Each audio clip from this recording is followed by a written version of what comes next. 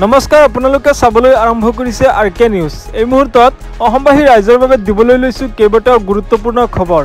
মুখ্যমন্ত্ৰী হিমন্ত বিশ্ব শৰ্মাই PM কিষাণ আঁচনিক লৈ ডাঙৰ ঘোষণা কৰিলে। 2000 টকাৰ পৰা 4000 টকালৈ বৃদ্ধি পাইছে PM কিষাণ আঁচনিৰ টকা।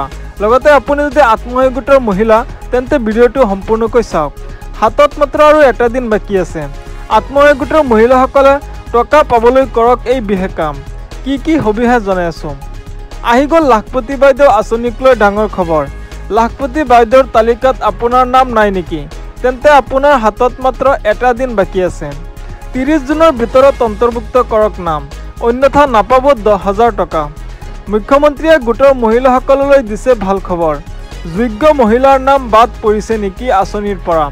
সমষ্টিৰ বিধায়কৰ জৰিয়তে প্ৰতিগৰাকী মহিলাৰ নাম অন্তৰ্ভুক্ত কৰা হ'ব এই তালিকাত।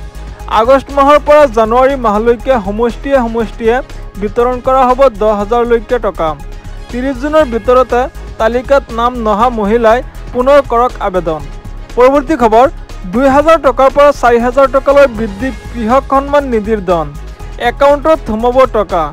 মাজত মাত্ৰ কেইটামান মুহূৰ্ত বাকী আছে। প্ৰকাশ পালে PM কিষাণ হিতাধিকাৰীৰ তালিকাত আপোনাৰ নাম আছেনে নাই আপুনি নিজেই চেক কৰক। তাৰ বাবে আপুনি আপোনাৰ স্মাৰ্টফোনত থকা ক্ৰোম ব্ৰাউজাৰটো অ'পেন কৰি তাত চাৰ্চ কৰক pmkishan.gov.in আৰু আপোনাৰ নাম আছেনে নাই চেক কৰক।